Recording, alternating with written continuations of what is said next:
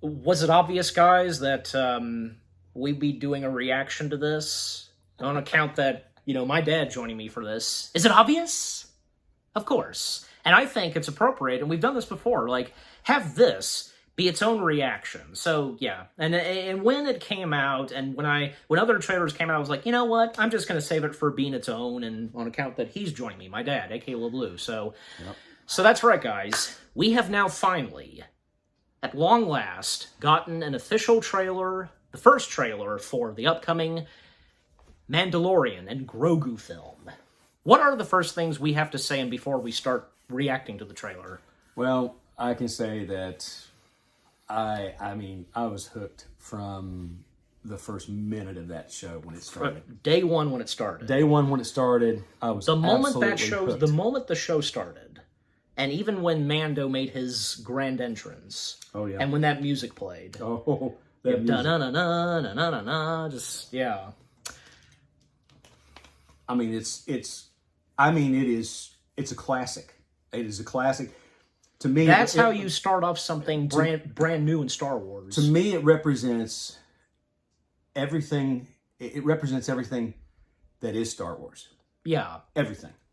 It's Jon Favreau and Dave Filoni knew what they were doing when they started it off. Phenomenal, phenomenal series. And I have yet to go back and watch that whole series over again, but I'm going to. Yeah, and a quick recap, because, obviously the first season, you remember that you enjoyed it, but for seasons 2 and 3, what's say on those? Loved those equally. I mean, they were all the seasons were solid. Mm-hmm. There were maybe only a couple of stories that I really didn't get into. I think that would I still loved them. That would especially go for season 3. Yeah, I would, but I still love them. For some reason, season 3 was apparently a mixed bag. I don't think not fully intentionally, but just, it wasn't bad. But I enjoyed the entirety of season 3. Oh, I loved the whole series. But in between The Mandalorian, we also got the Book of Boba Fett. Exactly. Yeah, which to me, the Book of Boba Fett was more about the Mandalorian than there was 2 episodes that was just Mandalorian. Well, yeah, and I was like, what's going on? It's is this about Boba Fett or is it about the Mandalorian? Well, yes, it's about Boba Fett. I didn't complain at all because it was cool. There's Mando, it's just the Book of Boba Fett is directly tied in with the Mandalorian. Yeah, exactly. With that storyline and with what's going on with those characters. Right. And how Boba Fett would connect with the story of Din Djarin and so on. Exactly. I think you get what I'm saying, yeah. And I forget, because you know what? I can't remember if we've ever had these conversations before. Did you ever think, and did we ever talk about this, maybe one day at some point, maybe the Mandalorian show could potentially get a movie? I wish I could remember if we ever had those kind of conversations. Anybody would have. I don't know if we ever talked about it openly. And if it ever occurred to us. In the back of my mind, it crossed my mind that maybe at some point they would make a motion picture. But it just crossed my mind. It was never anything that I thought about, that I thought about all the time or dwelled on. Yeah. And when you think about it, these Star Wars shows, whether if they be animated or live action, they're like mini movies. Yeah, they are. And you know what? Jon Favreau having great potential to direct a Star Wars movie. Exactly. And now he has. Yeah. Yeah. And it's appropriate that, of course, he take the helm on directing the Mandalorian Grogu movie. Right. And I forget, because how did you feel, and how we felt, when we heard that it was going to happen, a movie of Mandalorian and with Grogu? Well, I was excited, but I was also disappointed because I thought, well, this is the end of the series. They're not going to have it, obviously. I think as of now, no, it's. I think, if I remember correctly, Jon Favreau said it's not the end. Oh, it's not the end? No. Oh. There will probably be a season 4 after the movie. Well, that would be wonderful if that happens. I mean, I would love it. Just have to wait and see until we hear from them, and maybe at the next Star Wars celebration. Well, let's get on with this trailer, because I've been dying to see this. I was going to mention this. You have been holding on so tightly to wait to do this. Yes, I have, and I'm dying especially to see get for us. You're going to see our genuine reactions. Yeah, dying to see it. Yeah, dying to see it. I feel like there was one more thing I was going to mention, but I can't think of it. If I could think of it, it'll be after we react to it, because I know we'll have a lot more to say after this. So, all right. So without further ado, Yes, without further ado, and I was about to say, are you ready? I'm ready. Let's do it. Ready as we'll ever be, especially you. So here we go, guys. The official trailer for The Mandalorian Grogu. You're really excited. I'm excited, absolutely. Calm down, child. That's all right. So let's get this started. 3, 2, 1. This is the way.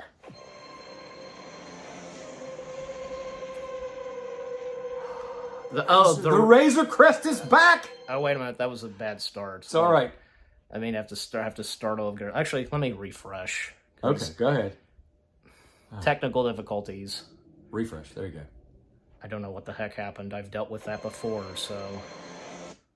Well, pause. Okay, let's try this again. Don't do this again to us. Okay, now ready? Ready.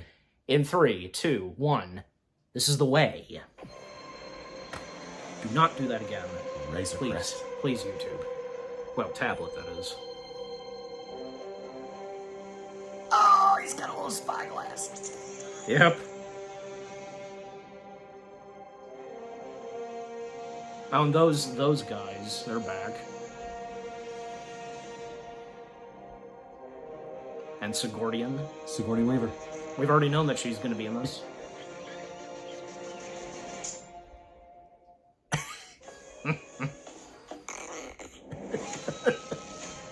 There's that sound. Music, yeah.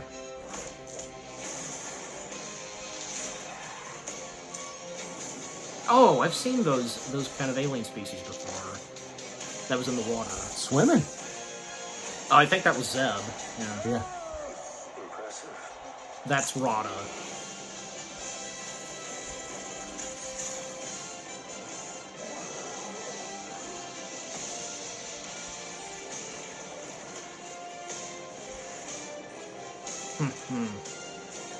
On a cliffside.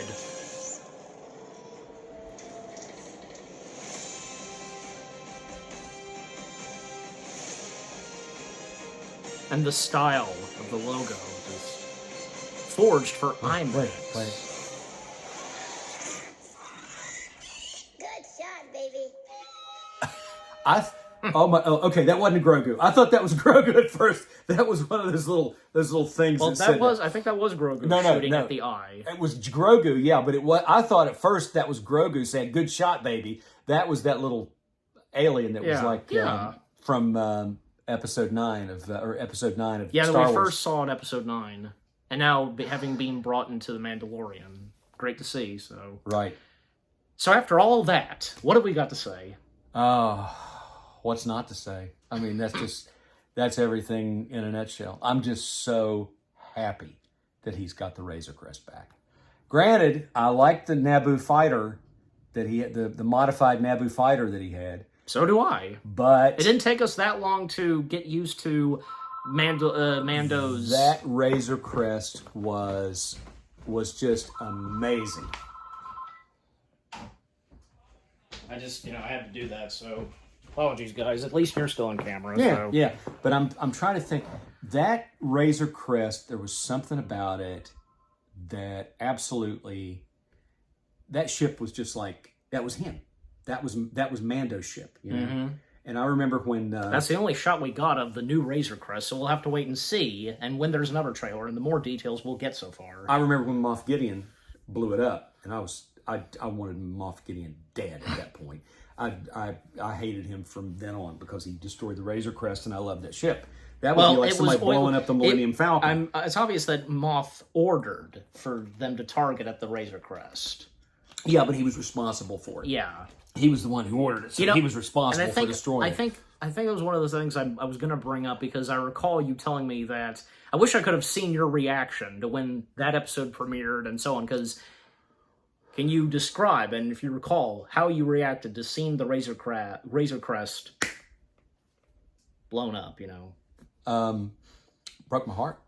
I literally went, no! I mean, something along these lines. I've seen, I don't know if you have, but I've seen plenty of reaction videos when that clip comes up, that scene where it's destroyed, everybody, the reactors, they're upset. I was probably a little more animated than that, especially with my language. What hits hard with the Razor Crest being destroyed is the ball. At least the ball survived. Yeah, I think I said I questioned What the F? I think I questioned Moff Gideon's parentage. I'll put it that way.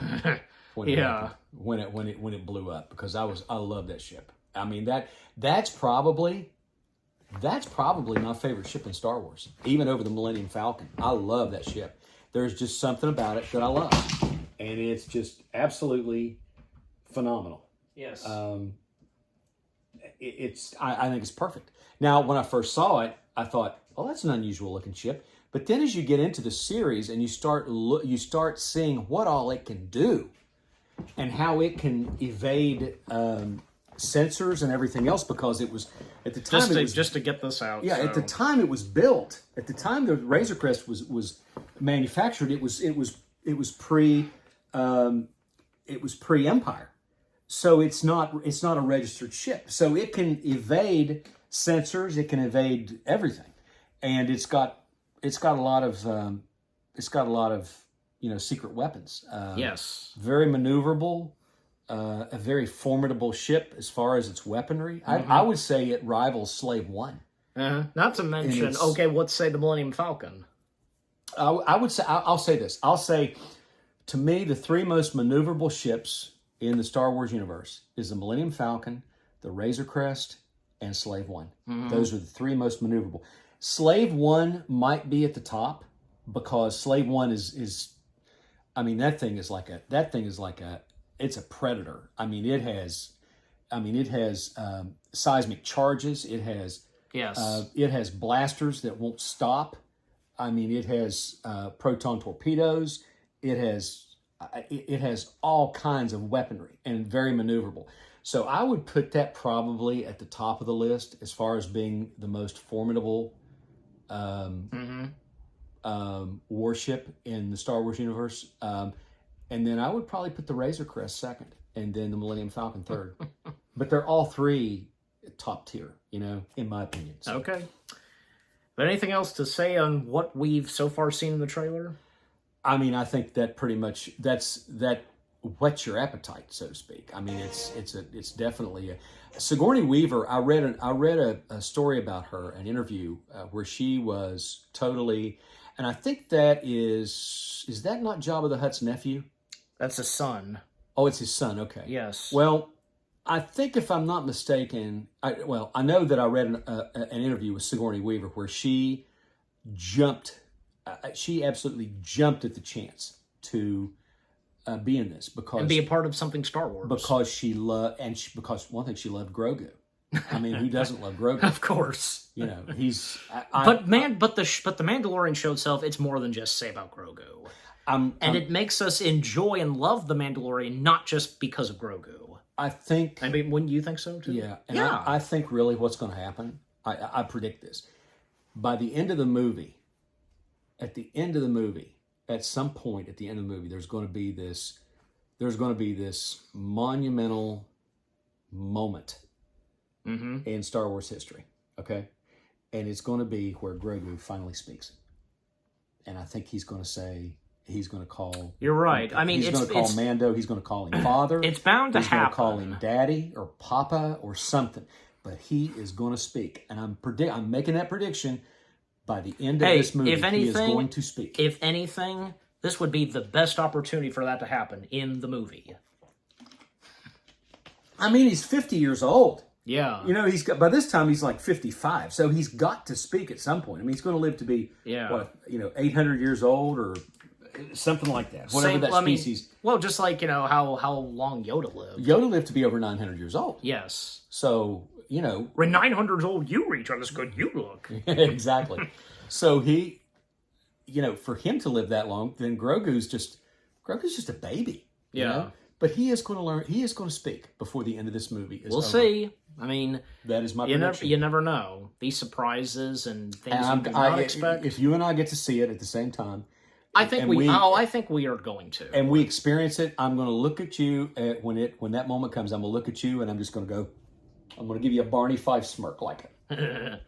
I told you so. My attempt on a Barney impression. Yeah. Do you think this would because we've experienced seeing IMAX, but what do you think? Like, maybe this would be worth seeing in IMAX, or possibly, or I mean, I'd be fine watching it on my phone, to be honest with you, if I had to. I mean, I'll be honest. The very first episode of Star Wars of The Mandalorian, yes, the very first episode of The Mandalorian, I watched it on my phone. I think I did the same thing too. I just and I was so hooked on it that I could. But then I went back and I rewatched it on the big screen. So, but I think I'm going to have to go back and watch that series again. I'm going to have to, because it's so good. That series is so good. Yep. I mean, it to me, it matches any Star Wars movie. I'm sorry, it does. And there was magic in that show that I can't even. Yes. And part of it was, I think, is where I was going through the good magic, in something Star Wars. I'll get personal with this. This is it's because it's a very personal part of me. Okay. When this show came out, I was coming out of a very dark period in my life, a very, very dark period, and this show was there, and then I met Jill, who's now my wife, and I met her after this show started, and then I got her into this show, and we watched it together all the time. And that is part of the magic of that show. It's so special to me, and it's so personal, because what I went through before that show came out. And it was funny because I knew that show was coming, even when I was going through this dark period of my life. And I wasn't even that excited about it. I was like, oh, they're doing a show about the Mandalorian race. Oh, that sounds cool. But I just couldn't get excited about it because I was just living in a dark world at that time. Yeah. And I'll go ahead and say it. It was and I won't go into any detail, but it was. It's your business. You don't have to. It was. It was. We don't want this reaction to be able to be heavy. No, not at all, not at all. But it was prior. It was just a prior period in my life that was just a really bad period of my life, and this helped bring me out of it. This show helped bring me out of that dark period. It kind of gave me hope, which is kind of weird, but it did. And then I met Jill. Jill and I reconnected. Any show, any movie would have an effect on someone. Just like what you've gone through. Anybody has. And the music. Maybe you have viewers. The music in the show was so inspiring and just so uplifting to me that it just, I don't know. It was just, that's one reason why I connect so well with this show. And there's not another Star Wars show, not another Star Wars movie that I connect to like I do with The Mandalorian. Not another. Okay. And I doubt if there'll ever be another. Well, as much as you love the rest of Star Wars, any other piece of Star Wars, just something about this, it's very personal and special. It is. It's very personal, very special to me. I mean, it's like the first time I went to see, the first time I was in the Galaxy's was it Galaxy's Edge? Is that what it's called? Yes, Galaxy's Edge at Hollywood Studios at Disney. The first time I saw the Mandalorian in person, and Grogu, and Grogu, I it was like I was seeing him in person for real, and I was just like, I mean, I was literally like, well, it's like it's like that's Disney magic. You're supposed to. I mean, it was like it was him. It was. I mean, you know how Disney does everything. It's like of course everything looks real, and this looked real. And that's the point. The funny thing was, when I went up and met him and got my picture made with him. Grogu was right. I didn't even look at Grogu. I didn't even look at him. I mean, I all I could do. How dare you not look at the baby? All I could do was look at Mando and just shake his hand, and I was just like, I had to hold back from saying, "I've waited my whole life to meet you." I didn't do that, but that's what I wanted to say. I just shook his hand, and I was like, I couldn't even say anything. I just shook his hand and got my picture made with him. Stood next to him. It was. I was like a teenage girl with like Bobby Sherman or Donny Osmond or something. It was just, or say Elvis Presley, Paul McCartney, May Night Need to Go On, or the Beatles or something. Yeah, I was just Queen. I was like, or Rush. Yeah. Need I continue? So it was just that, and yeah, that's part of Disney magic. But to actually that show was just so special to me, and it's so special to me now, even. And like I said, I can't believe I've gone back. I haven't gone back and watched it. And I'll tell you, one of my favorite characters in that show was Cobb Vanth. He was absolutely one of my favorite characters in that show. Because that episode, you see, The Mandalorian is sort of like, almost like a Western, almost like a Clint Eastwood. Well, that's what's technically doing. I know. And I have to say, I've seen some Clint Eastwood. There's a trilogy. There's a trilogy of Clint Eastwood movies that I've seen. Yes, I know which ones you're talking about. And I can't remember. I was not a big fan. I've watched them recently, and I'm like, they're okay, but they were not like. I watched them with Jill. Jill was like, she loved them. She's going on and on and on about them. So, okay, I'll watch them. And I watched them, and I'm like, really? This is it? I'm like, how is this even tied to The Mandalorian? Other than the fact that The Mandalorian has the cape that kind of reminds you of the poncho that Clint Eastwood wears, and the fact that George Lucas even mentioned the fact that the way the helmet is, that it's like a brim on a hat, the way that the visor is with his eyes, it sort of has that feel of like the brim of a cowboy. As it, of course, as it's on the pictures of my shirt. Exactly. So I don't know. There is a Western feel to it that I love. Because it's in some respects, Star Wars, the original Star Wars, the first Star Wars, A New Hope, Episode 4 was almost like a sci-fi Western in a way. I mean, and the fact that Star Wars is space fantasy. Basically, Han Solo wore that blaster low on his hip. It's like a gunslinger. I mean, he was like a gunslinger. He was like a galactic gunslinger. Exactly. And so there were parts of Star Wars that felt Western. But Mandalorian especially, the music, the setting, everything about it, and especially those episodes with Cobb Vanth was just phenomenal. I mean, it was just phenomenal. And then. Who was the bounty hunter, the one you love? Cad Bane? Cad Bane. Oh, yes. Yeah. Oh, my goodness. We all love Cad Bane. Cad Bane was... I hated to see him die. But I don't think he does, and I refuse to believe that he dies. Because I think there was a hint or something that he doesn't actually die. In fact, there's like a beeping device on him that's beeping that could mean something. And we all thought that Darth Maul died, but he didn't. Yeah. I don't know how you survived being cut in half, but... He just did. Somehow he did, so... Anyway. Well, I mean, I guess because of the power of the dark side or something, I don't know. Or the certain angle, or when Obi-Wan cut him in half, probably. Well, even though it was a galaxy far, far away, a long time ago in a galaxy far, far away, it was still... Now, if his head was chopped off, then he would be dead. Yeah. Well, Spock survived without a brain for a while, so... Okay. He did. I've gone on explaining that the technology that was used on Spock's body. Come on, yeah, I know. I've tried to. You know how I feel about that. I'm making a crack about it because I always thought that was the worst episode of Star Trek ever. Yeah, but this is Star Wars, not Star Trek. So. I know that. But jumping back to the trailer, because more to talk about. Because Rada, as I said, he is Jabba's son. Yes. And in case you had forgotten, maybe you guys know this. For you hardcore Star Wars fans, especially Clone Wars fans. Rada debuted in the Clone Wars movie. Right. So and made one or two more appearances in Clone Wars, but man, we hadn't seen Rada for a long time since Clone Wars, but yeah, it's great to see they're bringing him back, and in case I told you about this, maybe I did, Rada is going to be voiced by Jeremy Allen White. Okay. The Bear. One of the stars of The Bear. Okay. Did you ever get around to watching The Bear? No. You haven't checked it out? No. Well, I know you've seen this. I don't care for it, but he was also in Shameless. I can't say I've ever seen that either. Yes, you have. I have? Yeah, you told me you did. You checked out a few seasons. Oh, okay. Maybe I did. Yeah. Okay. Maybe I did.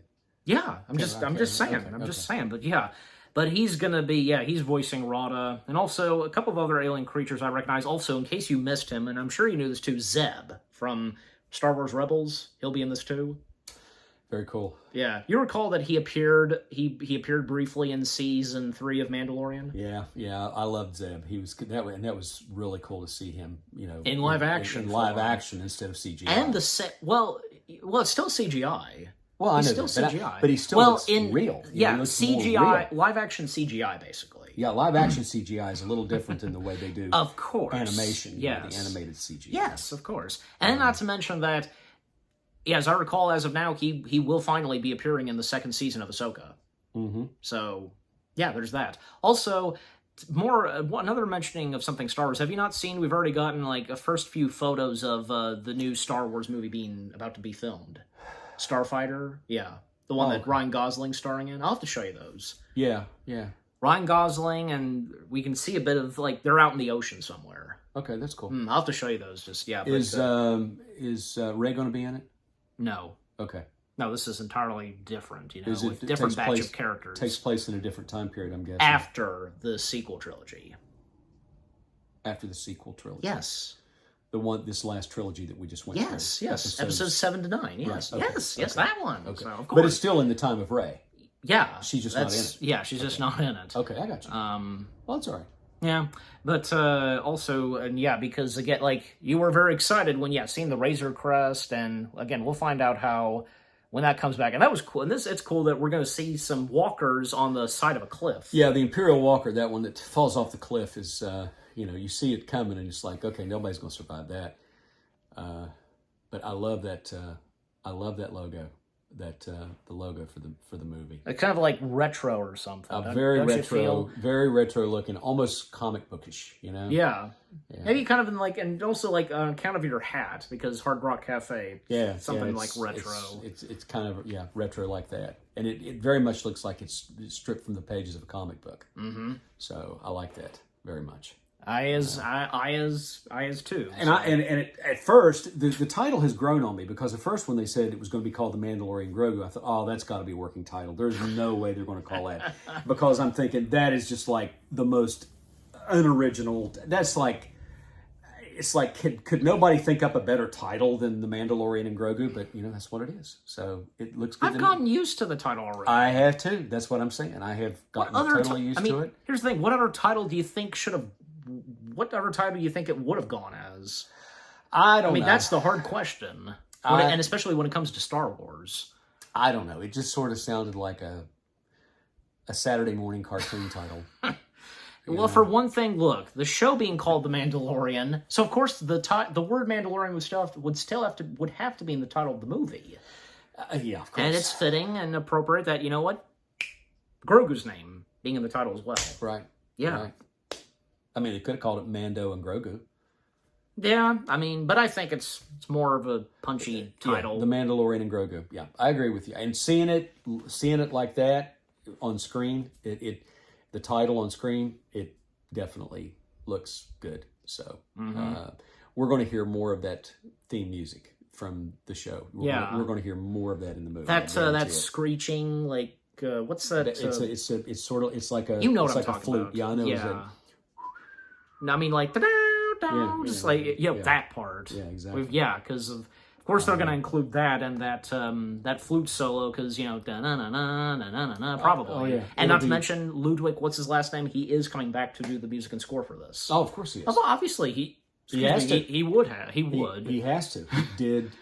That music score sure, for the show was phenomenal. I have no doubt that for the movie, it's going to give Ludwig such a big opportunity for the music and score to go even bigger. Well, especially since Jon Favreau has stated that they're really going big time with the movie.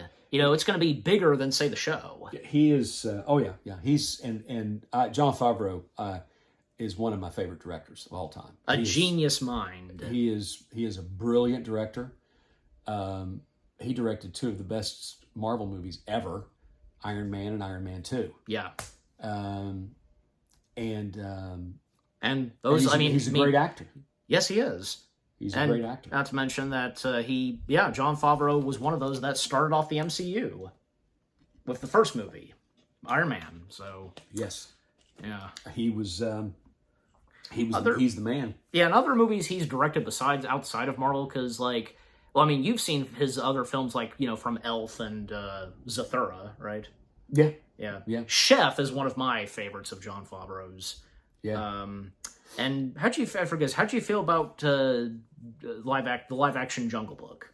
Because we saw that. Yeah, it was very good. It was very good. I love Elf. He directed that. He played in it. Well, he had a cameo as a doctor. Yeah, he had a cameo as a doctor, but he had a very small part in it. Yeah. And he directed it, and it was a fabulous movie. Yeah.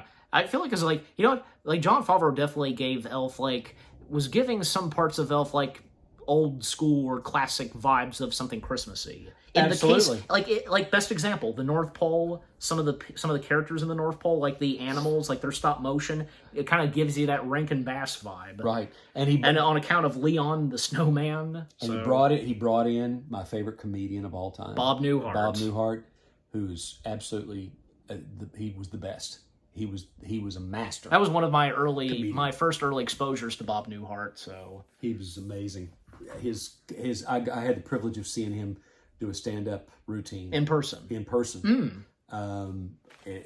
was about 25 years ago, and he was phenomenal. He was absolutely phenomenal. He only did about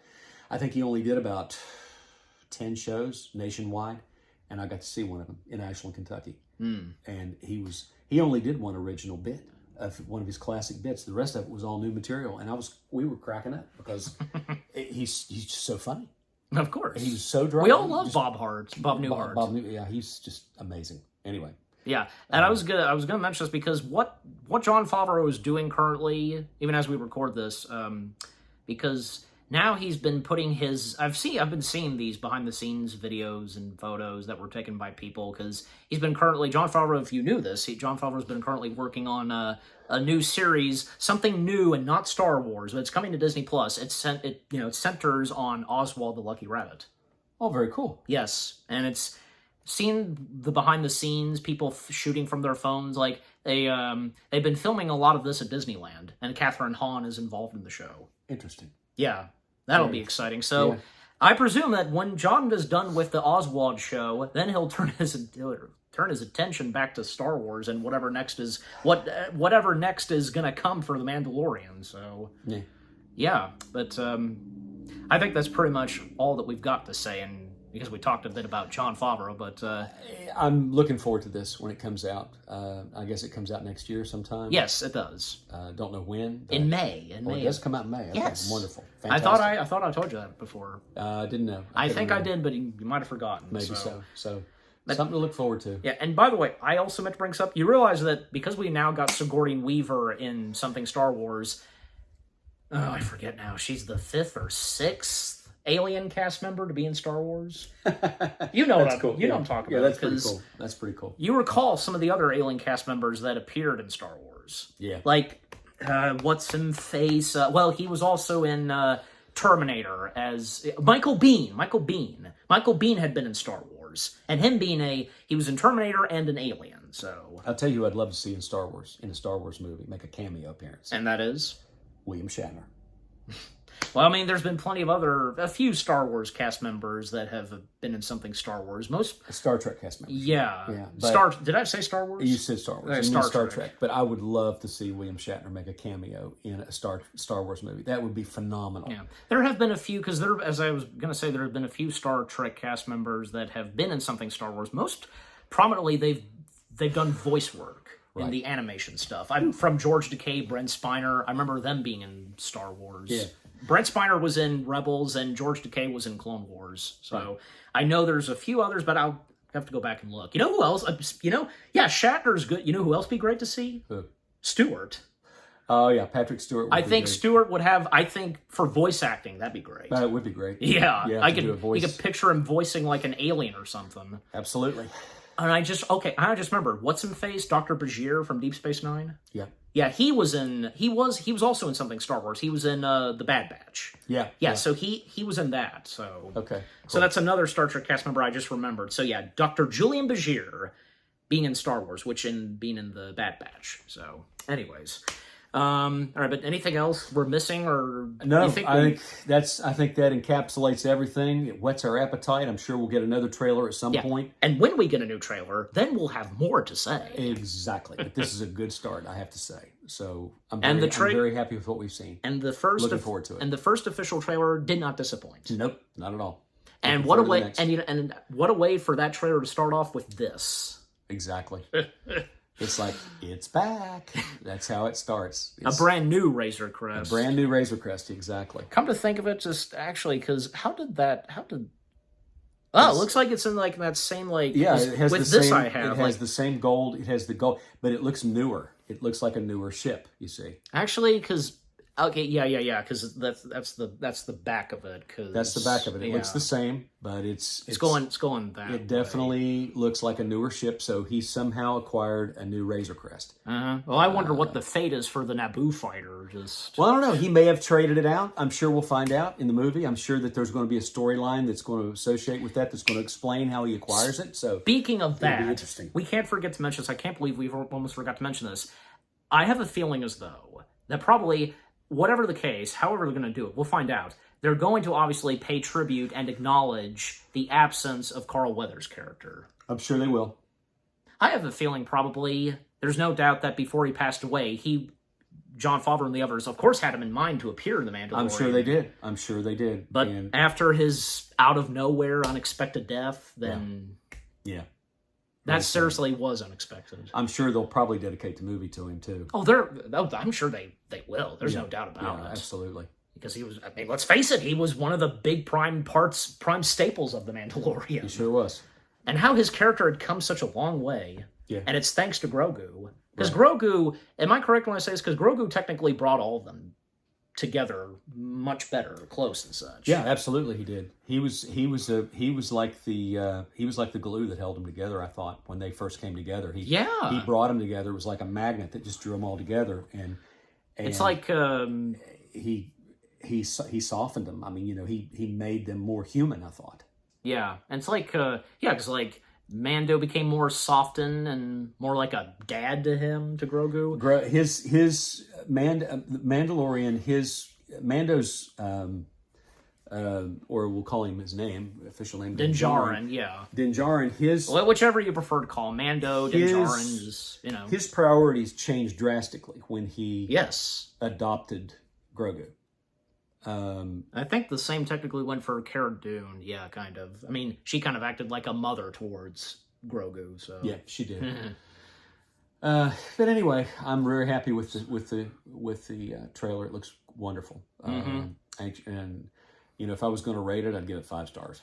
So, okay, I would do the same, 5 stars. And one last thing, because we're on that subject of the absence of Carl Weathers because of his passing, because obviously we know Gina Carano not being involved in this. Exactly. Well, here's the thing. In case you knew about this, I just simple, to put it simple for me, like, things got resolved between her and Disney. Good. Everything got resolved. Good. And, well, if had it been done early, maybe there would have been a chance we could have seen her in The Mandalorian Grogu, but that's not happening. But who knows? Who knows what the future has in store if we maybe there's a chance that she'll be seen in something later, that she'll be seen in Star Wars. Exactly. Because I forget, what did The Mandalorian show establish of Cara Dune's absence? I don't know that they established anything. No, they did. They did. Because they she went off to do something. Yeah, okay. But I can't remember. But I will go back and look. I can, I can easily Google it. But I don't think it's established that she dies. But yeah, but hopefully, as though we may see her again. Obviously, not in this, but